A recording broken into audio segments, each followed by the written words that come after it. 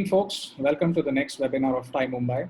Today we have our rock star Anand Lunia, managing partner of India Quotient, with us. He's here to basically answer any of the questions you have. So I'll lay out the agenda for the program. We're going to start off with opening comments from Anand for about 5-10 minutes. He'll kind of tell you the on-ground situation of what's happening, what does he see as the future. And then, I would request people to start posing your questions on the chat box. And, once we have covered a few of the questions, then we'll also kind of be happy to unmute a few people who can raise their hands up. And then, you could ask Anand directly. He's somebody who loves one-on-one interaction. So the only ground rule is if you want to come and ask him a question, you'll have to come on video and ask. You can't sit behind a name and ask. So that's my only ground rule. So because he needs to see which founder and entrepreneur is asking you.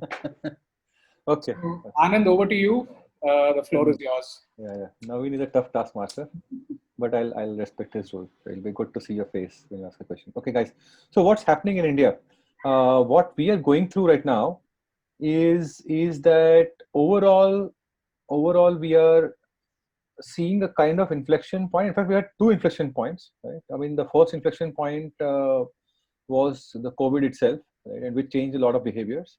And very recently, we've had one more inflection point, which is banning the apps of China and probably a few other imports from China as well, right? Non-essential goods and all.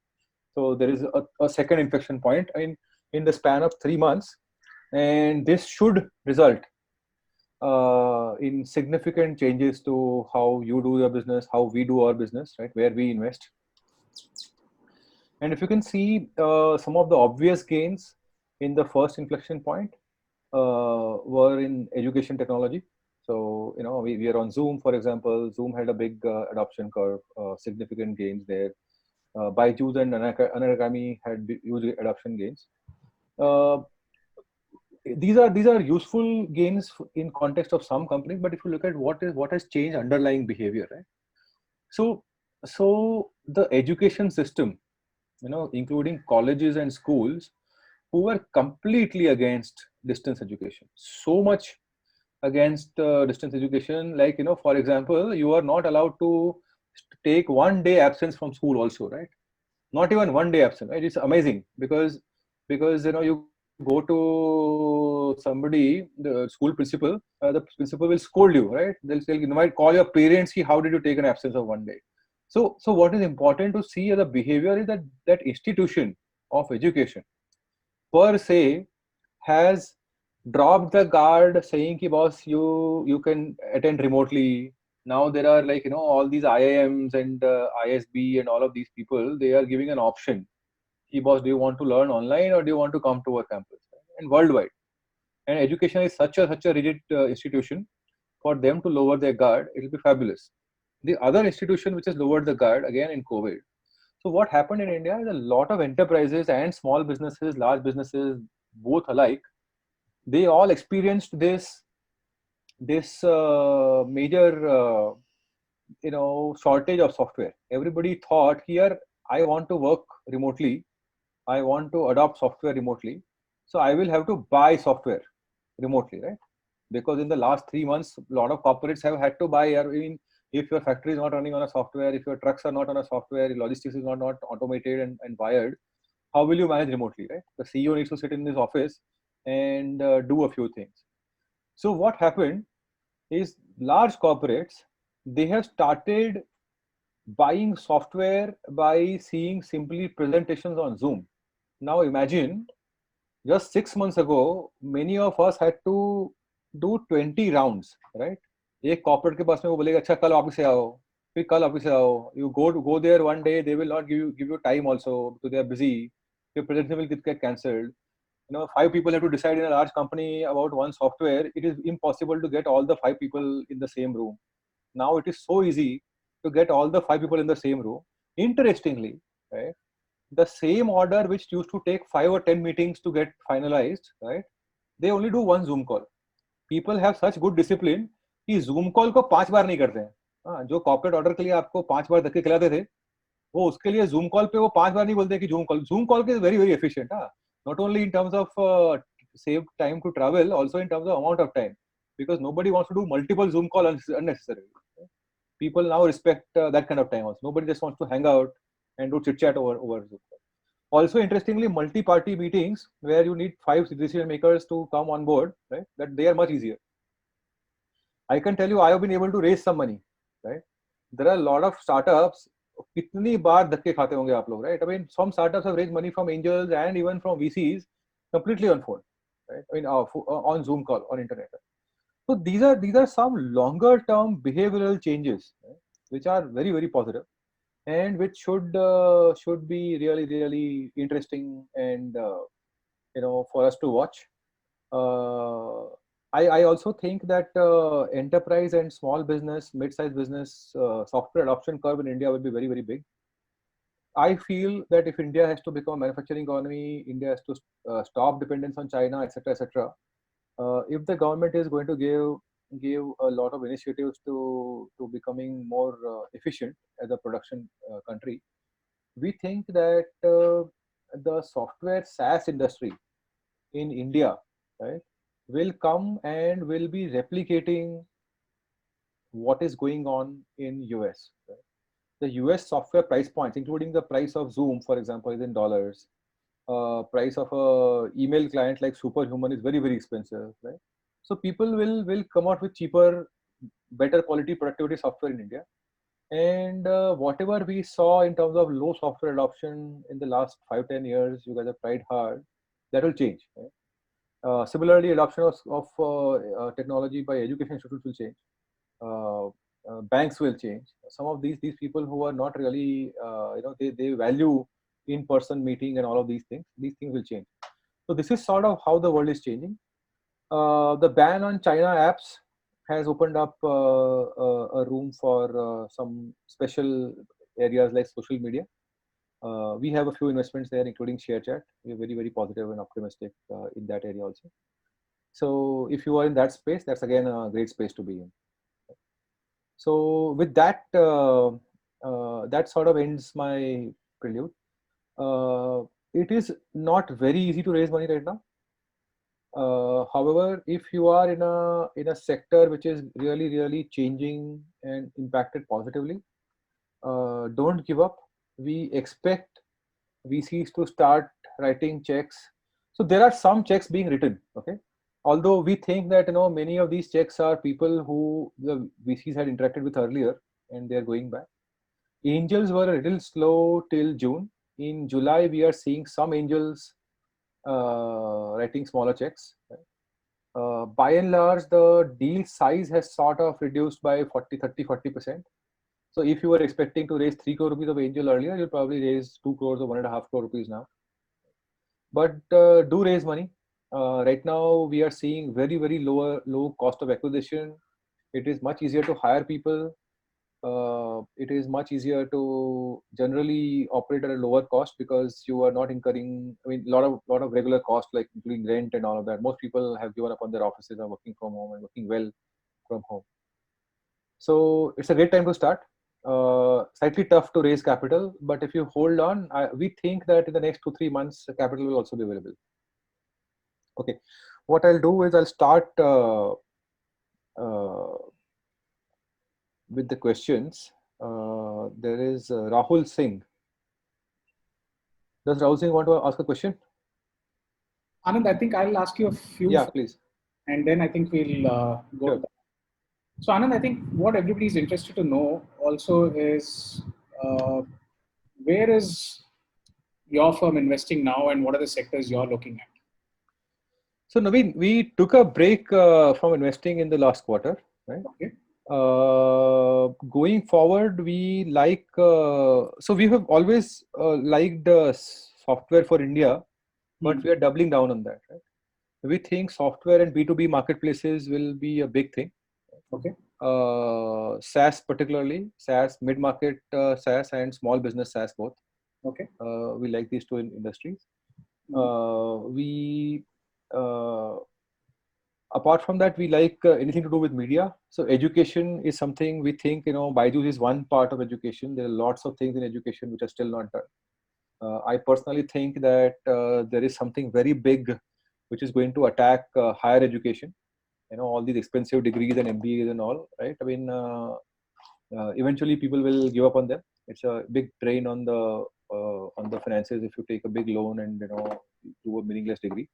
So that industry will also be impacted very heavily by technology. Income share agreement is one example, how higher education is changing, right, in terms of helping you get jobs. uh, the third thing that I'm looking at is still looking at financial technology.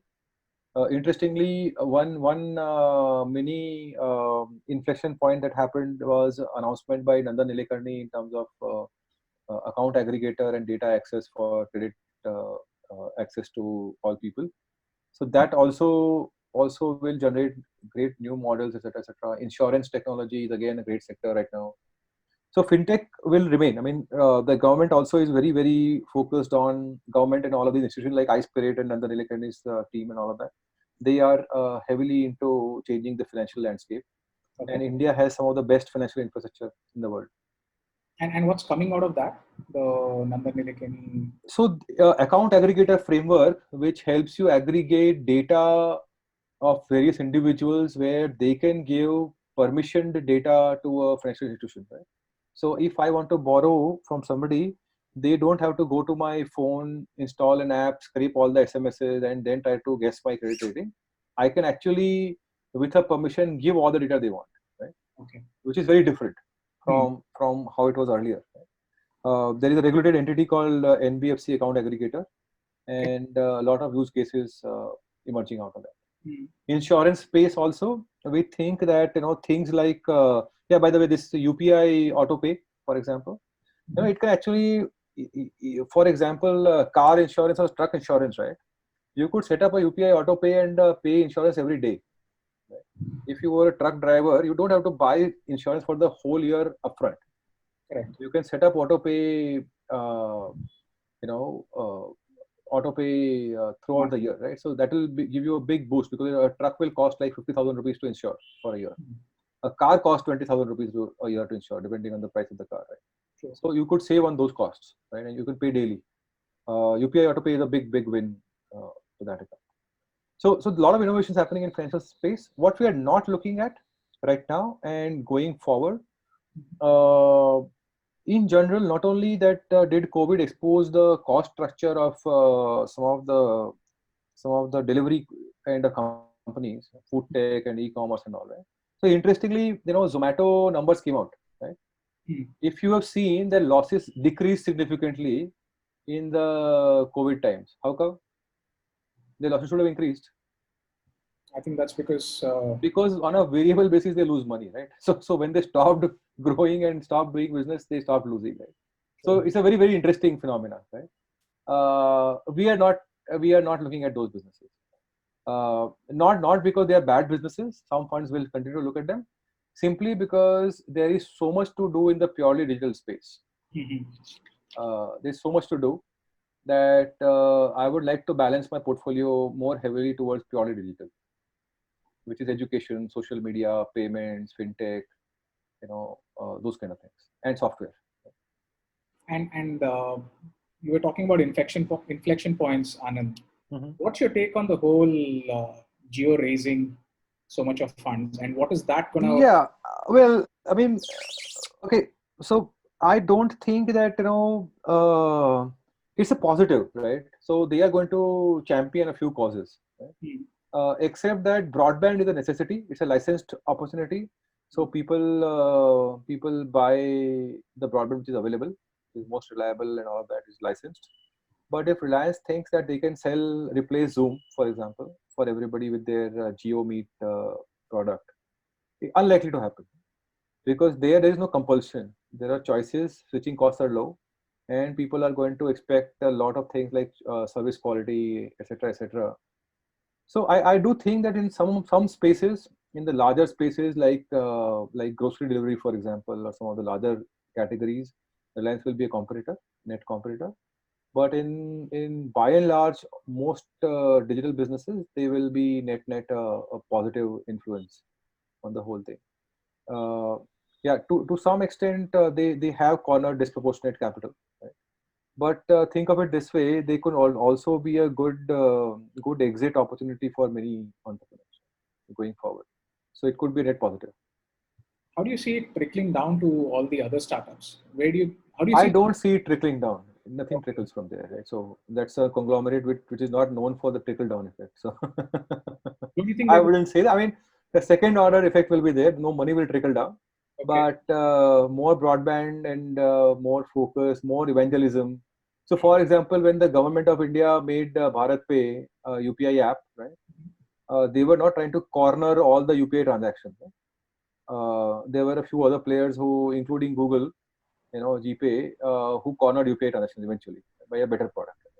So I do think that Reliance will come up with some products, but they will not necessarily corner and monopolize. It is very difficult to monopolize the consumer product with the unlicensed competitive product, as against monopolizing broadband, which is a licensed thing, right? So you and I can't start even if you wanted to. We can't start about broadband service. There will be a difference there. Yeah. Yeah, we still have to be on vigil in terms of if they start giving preferential bandwidth and all to some applications, and that'll be a bummer. Yep. So we'll see some controversies. I mean, I'm not expecting that, Mhm. but if that happens, that will be a bummer. If there's a preferential treatment to some apps and not so preferential to some other apps, that will be a bummer.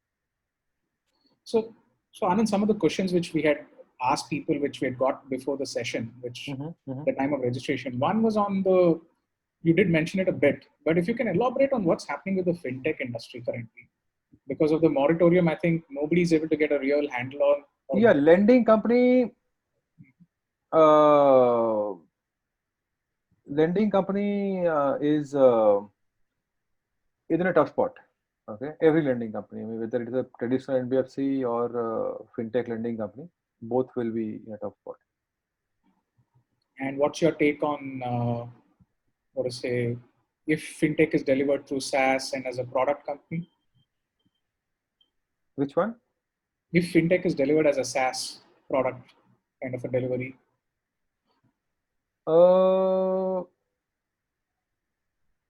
I mean, time will come, right?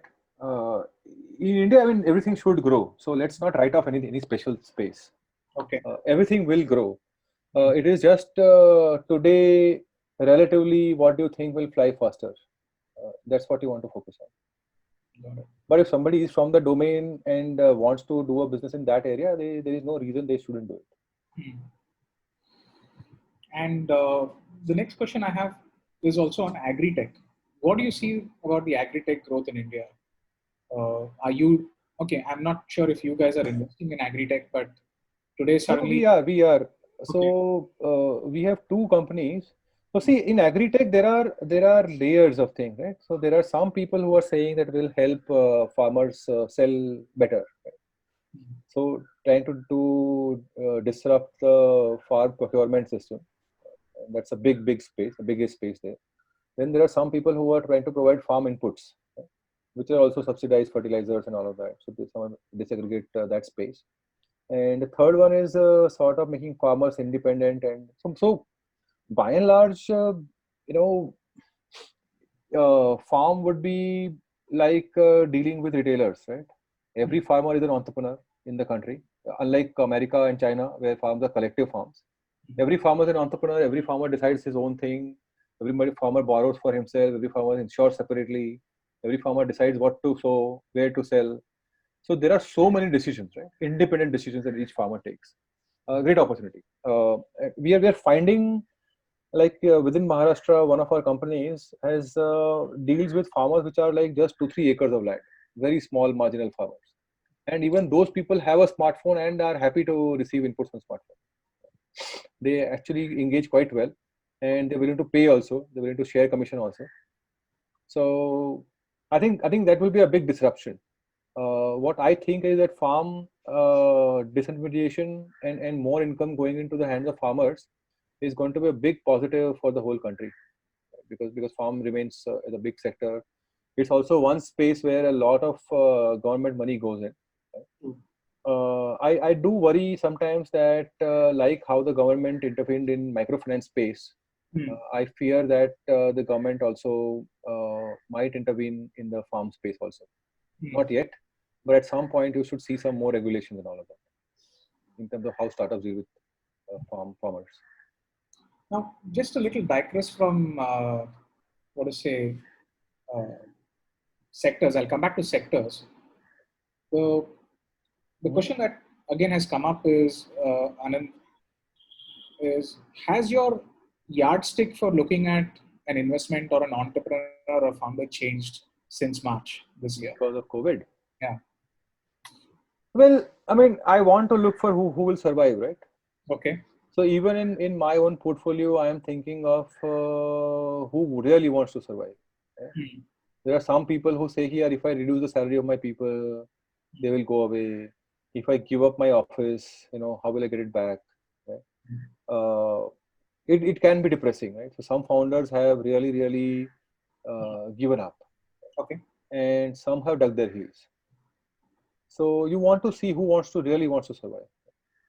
You also want to see who wants to stick to the original plan. So some founders, interestingly, have opportunistically pivoted. So I was doing something else. Now let me make a Zoom for education. Or Zoom for education may not work. So maybe let me do a social media, because in May I thought I'll do Zoom for education. On 29 June, China apps were banned. So instead of that, let me do a share chat. So these opportunity founders will probably, I'll wait and watch, right, how they do. But if somebody has simply focused on how can I become better in my own business, and how can I come back stronger, how can I improve my margins, right? That would be more interesting, because if somebody has really not panicked and dug their heels and said, okay, let me improve my own business, because business will come back. It has to come back, right? I mean, if it doesn't come back anyways, we should not invest. If India doesn't become normal, there's no point in investing. So, right. That's it. I think that's how people raising their hands and all. Yeah, and I think, I mean, the basics remain the same. You still are looking for a billion dollar company when you invest. Oh yes. It's actually, I think overall the market share, even in e-commerce and everything else, is shifting into the favor of startups and new tech companies. Right? Mm.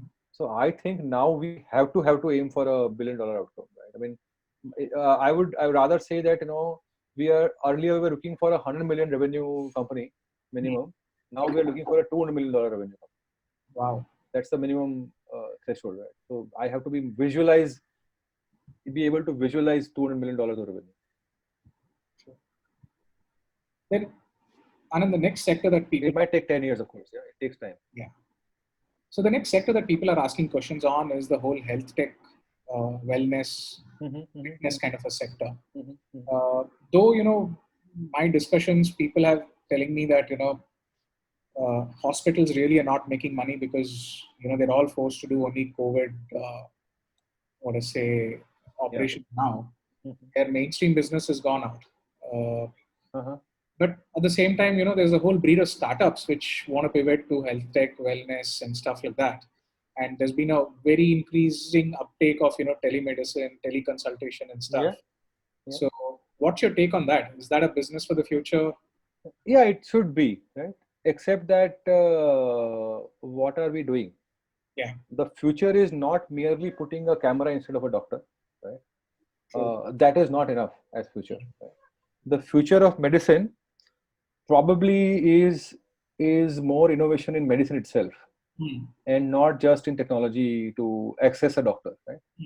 So maybe just theoretically, you could have a AI robot, algorithm governing your health, okay, doing regular tests of parameters, vital parameters for you, right, and then sending you to a doctor whenever necessary, saying, "Hey, dude, something is off. Why is the BP high? Why is your XYZ count high or count low, or sugar high, sugar low?" You have to go to a doctor and then help you adhere to the doctor's regimen. Right? So it could be the other way around. Instead of saying the doctor will tell you where to do, what to go, what blah blah blah. I mean, just an example I'm giving, right? And again, how you deliver medicine. Right? So there are already some patches which can permanently measure you. There are devices which can measure you permanently. Can we sort of deliver medicine also similarly? Right? Can I put a patch on you to deliver medicine continuously at respective times, and so that you don't forget, and better quality of delivery of medicine and all of that. So some of these things probably will be more interesting. And hence, I would just say that, putting an app over the traditional form of delivery of medicine or traditional form of, I mean, like if you want to teach somebody yoga, if all you do is simply say, okay, I will have a video app with a lot of yoga videos, may not be enough, right? Yeah. So you saw this company called, which Lemon, the brand acquired, where you stand in front of a glass and perform exercises, and the glass will tell you. Uh, let me just check the name of the the company.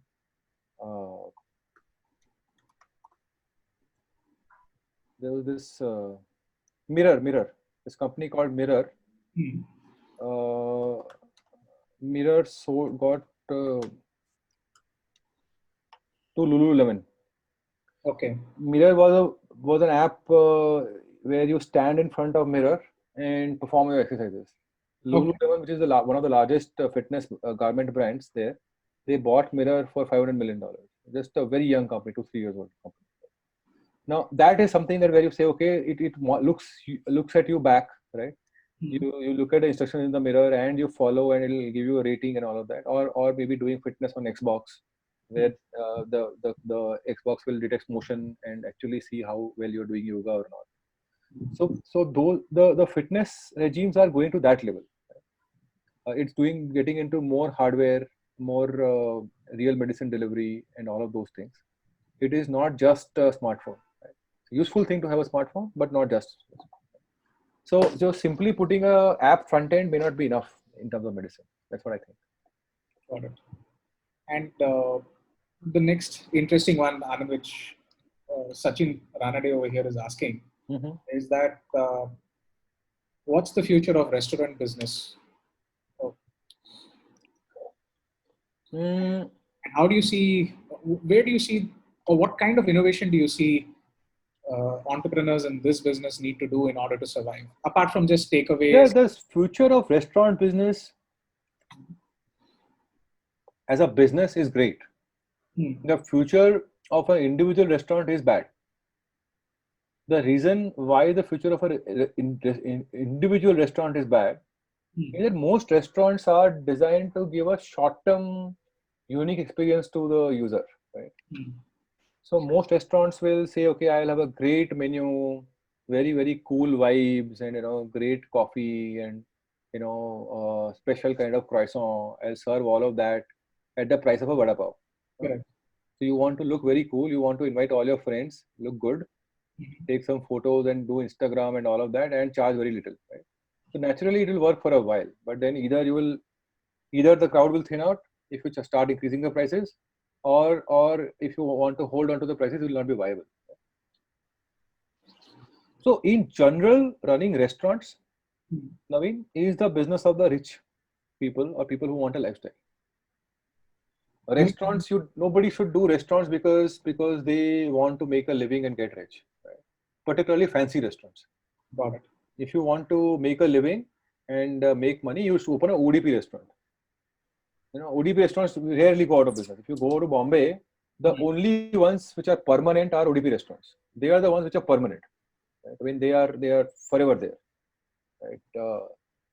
Walk around all the ODP restaurants which are serving standard food. They are doing quite well. Right? This is sort of what we need to do. Yeah. Follow-on questions, but I don't think you should worry as much about the restaurant business, right? In general, India has hardly any restaurants. If you go to London, for example, only London ke andar there are more restaurants than India has as a country, because everybody eats out. By and large, people are moving to the model where the maid is expensive, really expensive, and young people can't afford a full-time maid, right? Full-time maid say better you order outside. If that is the case, then just number of restaurants has to increase. Right? But what does a restaurant do? That is very important. If a restaurant is staple restaurant like a McDonald's offering a staple food or a ODP, they will do very well. It's not a sexy business. Right? I haven't seen somebody coming and say I want to do a chain of ODP restaurants, because what is there to do, right? There's no immediate lifestyle gains or no vanity value there in doing a ODP restaurant. But would you invest in a chain of ODP restaurants? Yeah, I mean, give me something like Haldiram, happy to invest. Okay. Yeah, Haldiram or Bikaner wala, absolutely. What's your take on QSR as a business? Same thing, right? I mean, QSR, what kind of recipe, right? You want to do Burmese food ka QSR or Vietnamese food ka QSR or Chinese food ka QSR? कौन खाता है वो सब? You want to have food which people eat every day. Will not get bored of. It will not go out of fashion. True. So it has to be quite unfashionable. Very difficult to find people excited about that, right? I mean, so the entrepreneurs will not necessarily get excited about doing, you know, so passion in restaurants actually sort of counterproductive. That's what I feel. So whenever I see a passionate restaurateur, it's a great business for somebody to invest in, right? When it's a lot of snob value for myself also, but not great financial investment. So, Anand, moving to the next question, which is from Mahavir. Uh-huh. Now, it's not more a sector-oriented question, but more a thing to pick your brain. So he's asking, Anand, if work from home is to continue, Mm-hmm. do you really see early stage startups bringing in efficiencies of product development and the team camaraderie and things like that? What is your take on that? Yeah, work from home should not continue, right? Let's be positive, right? I think Corona will end at some point. I mean, the people who are claiming that they have a vaccine are not blatantly lying. Okay. The death rate is reducing across the world. So then while the number of cases is increasing every day, the overall fatality rate is reducing. So I'm positive that maybe in the next 6 months, people will start going to office. Okay. People need to go to office. Right? True. Office, for particularly in India, going to office is a very rare occasion to socialize. You sort of form bonds, friendships. A lot of informal discussions happen only in the office. On Zoom call, it is actually you don't do hangout and you don't bump into each other on Zoom call. Sure. So what might happen, I feel, people still may not keep an office. People might use more co-working, more just to occasionally hang out. You don't have to commute every day. So yes, it will become efficient, Mahavir. It will become better. Also, people will travel more, for example, right? So if you have 20 people in a startup, it is much better for you to go and take everybody to Goa for a month, right? And take everybody there, because you don't have a permanent office. You have a co-working space. You can take a break from the co-working space and then go to an office. Go to Goa or wherever you want to go to a hill station with your entire team. Also a little bit of comfort in terms of being remote. So you do want to be close to your company, but you don't have to ensure that everybody has to come every day, swipe attendance and all of that. So if some people are very talented and because of family reasons they have to shift somewhere, earlier I will say, okay, you go. You got married, your wife is in Delhi, you have to go shift to Delhi, so you go to Delhi, right? So we can't retain you, but that will not happen. So in general, people will probably spend less on their personal travel and travel time and living expenses. So I do believe that it will become better. I'm expecting not just startups. I'm expecting even regular companies to adopt more of this. But for startups, it will be even better, because a large company can't go to Goa, but a startup can say, oh, 6 months in, we'll all go to Thailand and code from Thailand. 6 months, right? Maybe cheaper than India. No, I think team dynamics is very important in a startup, which is what brings out the products. And so I do believe in not having an office, but I also believe in working together. Okay. Both ways, yeah. So there's a question from Megha Anand, which is, she wants to know if there are some interesting portfolio companies which have made good pivots. If you can share a few examples. Oh, people have made pivots which are 360 degrees, right? So some of the simpler pivots that we've seen are we have this company called Sugar Cosmetics. They were earlier doing a beauty product sampling business where for 500 rupees a month they will send you a sample of 3 or 4 beauty products, premium beauty products, mostly imported beauty products. From that business were doing okay. They were not able to get VC money in that business. So while doing that beauty product sampling, they saw that there was a gap in color cosmetics in India. This was 3-4 years ago. Color Bar was still a small business. They were doing quite well, Color Bar. There were no other brands, particularly in the online space. So we saw that gap and we launched it. We were able to leverage our sampling base to build the initial customer base, to get feedback on our products and all of that.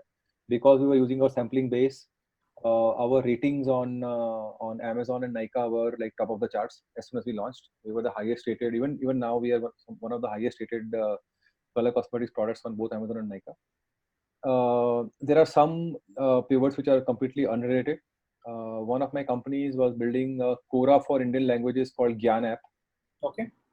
Did very well for some extent, but couldn't get funded. So gave up on it. Took a break for 2 months. We said, okay, don't waste all your money chasing that thing. Take a break and either return the money or you do something else. Whatever you think, they will let you do. So now that same team has come back and started a company called Pagar Book. Which one? Pagar Book. Pagar Book. Okay. Pagar Book, which is the opposite of Khata Book, where we do payroll, attendance management, and payroll for really, really small companies. Very interesting. And this is a completely from consumer to SaaS within the same amount of funding. And so we funded them 4 crore rupees. They had, I think, 1.5 crore rupees left when they were pivoting. Okay. They made the pivot, and in April end this year, they received funding from Sequoia Search for $2 million.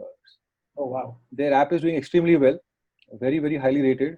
150 million active users on the app right now. 150,000 active businesses today, doing extremely well, and they now aim to raise a Series A in the next 3-4 months.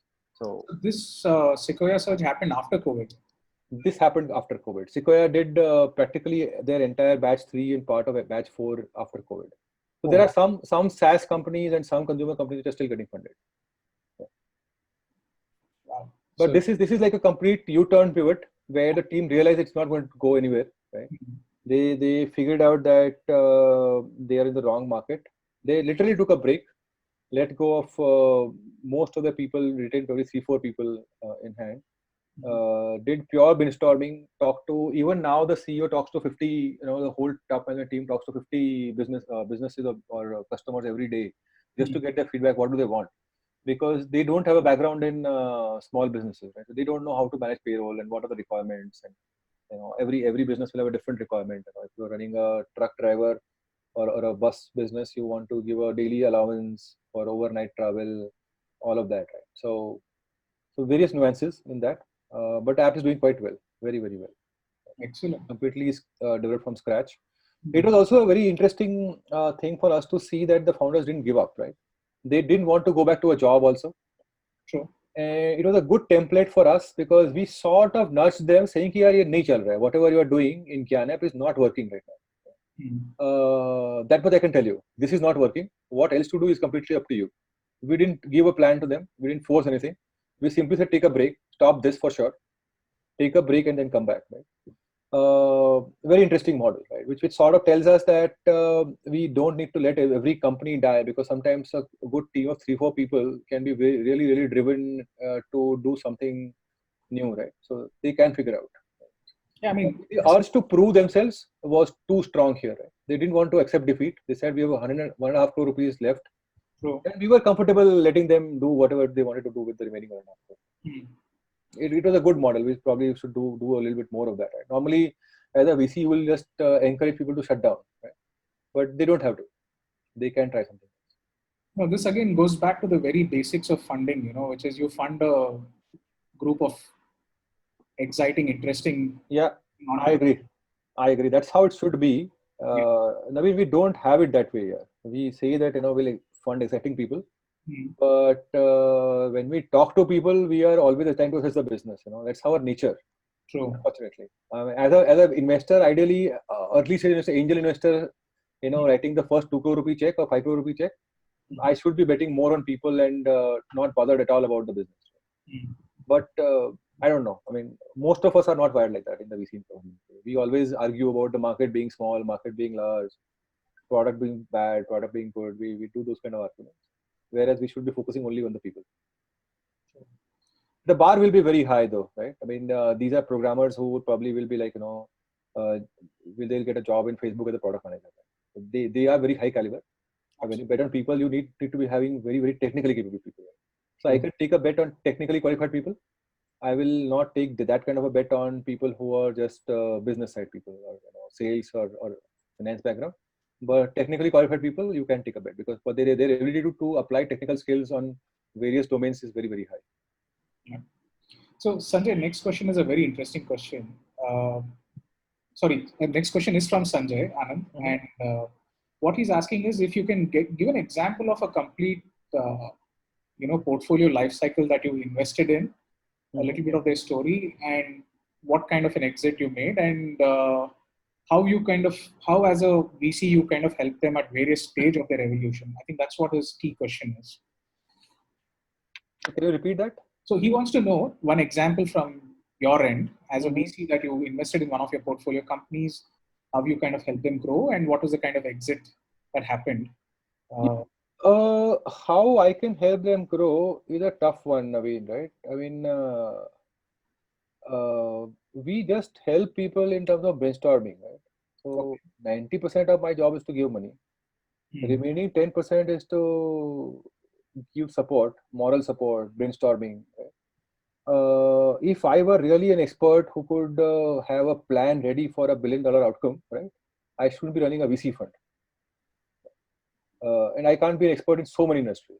At best, I'll be an expert in one industry. Okay. So having said that, there are some spaces where me and my partners have. I'll name 3 spaces where we've been able to help people because of our past experiences with dealing with other startups in the same space. So in the social space, for example, we have this company called Local, LOKAL, which does hyper local newspapers in regional districts, right? So we have 19 newspapers for 19 districts of Andhra Pradesh, right? And Telangana, again, we have one newspaper for each district, right? These newspapers are bigger than the real print newspaper in that district in terms of circulation, right? So we are already the biggest game in town. Right? For this team, they had to decide whether what kind of platform they want to be. They want UGC or they want actual reporters giving them news, right? They had to decide, should they charge or should they be free? Right? When they charge, what kind of charges they should do, right? And how do they get ad revenues and all. We were able to tell them what right metrics will be, right? What kind of product, what kind of talent to hire. Some of these things came to us because we had worked with ShareChat, Proposu, and Clip. So we had a good idea about social softwares. We were finally able to guide them to the classified revenue model, where we figured out that the interest of really large advertisers to small town audience, you will need very, very high volumes. Right? So typically one newspaper gives me like 100,000 or 200,000 users. So as a company, we are probably just like under 1.5 million users today, daily. It's not a very large number. YouTube will give you like 300 million or 200 million daily users or 150 million daily users. It's a very large number in YouTube and some of the other platforms. But classifieds are a big thing, right? So the local newspaper is used for real estate transactions. You want to buy or sell a plot of land. You want to do matrimony, which is a big thing. Jobs are a big thing, hyperlocal jobs. Buy and sell of various things are a big thing. Announcements about opening a clinic, opening a hospital, opening a school, those kind of things are a very big thing. So those kind of things are good revenue drivers. And if you go to any small town, they will have marriage consultants ads printed. If you go to Delhi, you have this thing called Rishte Hi Rishte will be written, and the number of a marriage broker will be WhatsApp number will be given there. Right? These are ads very popular. Yeah. So we ask them to map what is being shown on the regional newspapers. We ask them to map what is being shown on the streets. Right? All those things. I mean, we were able to give some of the insights because of what we saw. Right? Having said that, these are very difficult things, right? I mean, I would say that 98% of what the team has achieved is because of the capability. Ideally, Naveen, what I would like to do, right, is just to give money. Okay. If I have chosen my teams correctly, right, they will practically not need a lot of help from me. Ideally, that's what I would like to do. But of course, when after we fund, the problem of the company is our problem. So we try to find them solutions. We try to connect them to other people. There are some of the other senior entrepreneurs who are a part of our network. Some of them. So we take their help and their advice. We are not in a position to do things for founders, right? So we don't do anything. We don't volunteer to do anything. In fact, I would say that my best companies I spend least of the time, and wherever I spend most of my time, those companies have been disasters. So that's the correlation of my value add. You're being very candid, Anand. Yeah. And no, frankly, I mean, if you really need a lot of help from your VC, right, you are practically dead anyways. That's what I would say. True. You shouldn't need a lot of help. You should just need a little bit of a saying, yeah, okay, I want one first client and I want to go to ICICI. Can you please get me in touch with ICICI? Then the VC has to go, of course, and find some friend and some connection and get you into front of the right decision maker in ICICI Bank. That's a one-off thing, right? But even after you get ICICI, then you say, okay, you now get me into Axis Bank. I can't go myself. And then after Axis Bank, then you say, okay, now take me to State Bank of India. Then your business is gone. It won't work. Got it. So next question is a very interesting one from Subodh. Mm-hmm. He's saying that is it true that if I don't have things like AI, big data, ML in my pitch deck, no VC is going to be interested in me? Are these just jargons or are they really? Yeah, they are. I mean, they are important technologies, right? In ShareChat, we have a data science team of 35 people. Okay. And it has taken us more than 2 years, slowly, painfully, to build the 35-member team, right? We had the money for it 2 years ago to build a 35-member team, but it slowly grew to 35 only in 2 years. So it is a very difficult skill, and it is applicable everywhere. Any great technology will give disproportionate returns. So people want to use those technologies. Let's not say that they're not important. VCs want something which has a very high leverage. So unless the technology is really complex and gives disproportionate returns. I'll just give you an example, right? Let's say that you want to be a content player like TVF, Viral Factory, right? TVF. There you have a few TV serials, right, which will prepare short form videos and blah blah blah, and you put it out there on the app, and you'll try to put it out on YouTube also, wherever. So you are one content provider, and there are probably like 100 companies like TVF today in the world. Whereas TikTok, right, or now ShareChat has this app called Moj, right?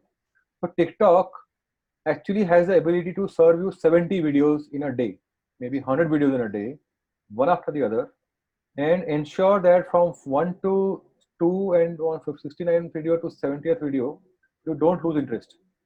In fact, you might actually typically be keeping TikTok only because you suddenly remembered something, or somebody's phone came, or it's dinner time, hence you stop watching. Otherwise, they make it so engaging that you will not stop watching. Whereas in TVF or any other such app, right, it is impossible to hold the attention. Most people, 90% of the people don't complete a video with the start, right? Whereas TikTok is complete opposite. They will show you 70 videos, forget completing one video, right? And all of this is AI because they read your preferences, they match you to the right video at the right time to watch, and blah blah blah, right? Which is why they have a disproportionate leverage on reading your texts. And that leverage is their key. You remove AI from TikTok, and there's nothing left. They will be just another content producer. It is not that the whole world wants to watch the same sequence of videos. There is something unique about you, your tastes, that they are able to judge and serve to you. As an example, and what I'm saying is that similarly, disproportionate leverage in practically every field today. So, I mean, don't blame the VC for not liking non-tech businesses. In fact, I whatever list I gave you today, for example, I didn't mention a restaurant delivery or those kind of businesses or student housing. I didn't mention all of those, right? Because we are looking for disproportionate technology leverage, operating leverage, in whatever we do. Having said that, there are plenty of investors, right, who don't necessarily care for AI, ML, etc. Many of them. These are angels, sometimes VCs also. We also do many. I mean, Sugar Cosmetics is nothing to do with AI, right? Correct. So just because 5 VCs said that they don't like your plan, that shouldn't be the reason for you not to go to 6th one, right? You just need to convince one VC. So if one person likes your plan and is willing to fund you, then the feedback of 9 other people is completely irrelevant. And hence, in Right. general, people say you don't have AI. It is a meaningless thing for you, no? Very true. Yeah, it's like you go and propose to 5 girls, they say no to you. That doesn't mean that you will not go to sixth girl, right? You need only one girl to say yes to marry, right? You don't need all of them to say. That will do a different problem. So you need only one person to say yes to you. That will be a very interesting, what to say, uh, agreement to prepare later. Yeah. I So, mean, if somebody gives me AI for matchmaking, that will be another thing. So we'll not go into that, by the way. so Sumedha has asked a very interesting question. So she runs a chain of beautician, Last question. last two actually. Okay, sure. She runs a chain of beautician clinics and stuff like that, which has got disrupted in the last 3 months. Yeah. So she wants to know what's your take on moving more to like an urban clap model where she takes them all home versus should she just wait it out, and because she finds that people coming to her what to say clinics as she calls it, because she does a little more deep dive, what to say, consulting rather than just what to say service. No, I agree. And I also feel that women need to go out, right? Hmm. I mean, in general, everybody needs to go out, right? When people need their own time, people need to get out of the house. That's a good occasion for people to get out of the house. Relax. A house may not be as relaxing for everybody, kids and other people and all of that. So, however, temporarily you do want to try from home services because particularly for your old customer, just that you're there in the top of their mind. Right? True. Now, you don't want to lose them to Urban Clap or somebody else. So maybe you drop your prices for now and try to do some from home services. Although I think even those are sort of prohibited right now. True. I think salons will open soon. No, they have in They Mumbai have, salon. and I think you should hold on. I mean, I know it's a very difficult thing to say, but broadly, I don't think that people are going to stop. I mean, it's like if people order more, right, from Swiggy, that has not really reduced the revenue of restaurants, right? In fact, I feel that people will eat out more. I mean, as a country, we need to look better. We're not spending enough money on looking better. People are marrying late. People are starting to earn very early now. A lot of people earn much earlier. People are starting to become independent much earlier. So these are macro trends which are in the favor of more spend on beauty and and and food and eating out and all of these things. Right? In general, social media is teaching people to spend more on yourself. Right? So going to a beauty parlor is sort of you pampering yourself for all the hard work and all of that. I think that if people, like somebody said earlier, that people will work more from home. If people are working more from home, they will have more time to go to a beauty parlor, for example. I think overall these trends will be better. People, restaurants and beauty parlors are sort of the places where people have more human contact, and they need that. If work from home is allowed, and it should be allowed, if people don't go to office every day, they will have that much more time for themselves. Right? So and that's my sense. So last question, which is on the operations, which Mukesh is asking, Anand. Mm-hmm. Uh, he's saying that I went through cash is king. We did all the cost reductions, but now there is a point which is coming where I'll also need to look at cutting down my jobs and number of people. Yeah, To advise. Uh, buddy, you should have already cut the number of jobs here. Many of my people have done that. See, okay. the problem is that you have to make sure the business survives, right? You can't really be apologetic about it. Uh, you have to get out of your office. All of that is, of course, there. But some people will have to be let go. And you want to retain your core team. You want to give visibility to everybody else that, okay, guys, we have money for the next 12 months or whatever number of months you have. But today, I would say that, before you get funded or before things become completely normal, see, you also need to conserve cash, not just for surviving, but you want to conserve cash to grow also, right? So you survive for the next 6 months till a vaccine comes in or till lockdowns are lifted or whatever. But after that, you will have to again start investing money in marketing, right? Business is not going to jump automatically. You will have to spend money on inventory and whatever else you need to do, right? So you probably need a lot more money when the business starts. So you need to sort of save all the cash you can, right? And funding situation will not become easy before 3-4 months, maybe 6 months. So you need to have money for at least 12 months, ideally 24 months, I'd say, for at least 12 months to give yourself a thin chance to survive. So don't be apologetic. I mean, I've had situations where, so we did all of this right in April itself. I mean, we had a session also in April, I think. Correct. Uh, in some companies, people have fired half of their people, right? Or more than half, right? And it's still okay. You may have to hire them again. They must have been very loyal people. You know, it's very, very painful. But the company can't afford. We need businesses to survive. Yeah. We need to conserve capital, not just to survive, but to be able to grow when the lockdowns are completely lifted. So you need to hold on to your cash really, really strongly. Sure. So does technically furlough work in India, Anand, legally? It's a very good question. I mean, nobody suggested that. Unfortunately, political reasons say, so in some large industries, they've given furlough. Okay. In some large industries, particularly manufacturing, they are working on the furlough system. In the startup world, we don't have a furlough system. So that actually is better. It also helps you to not do this hiring, firing, rehiring. If somebody wants to resign, they can resign. Yeah. Additionally, if you give a furlough to somebody, you don't have to give them 1 month or 2 month notice also. Right? So I think you should consult a lawyer. Maybe I can help you in terms of what are the legalities of a furlough. But putting people on furlough is actually a very, very good option. Yeah, and when things are back, you can actually rehire them back. Rehire them without costing, spending on consultants and all of that. These people also know that, okay, I will be hired back. If you think that some people who are not permanently required, let them go, because they shouldn't be given a hope that they'll be rejoining. But others, you should say, yeah, please go on a furlough. It's a very good idea. I think I'm surprised why it's not being done in startup world.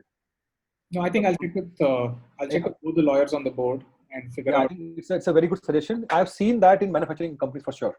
Okay. Many companies in Ahmedabad, particularly, some people I know of, they've been on furlough only. So people know that their job is not gone. So they haven't done their full and final, no notice pay, nothing has been given. They're just on a free holiday, leave without pay. So Anand, last piece of advice to entrepreneurs. What is things are getting better, right?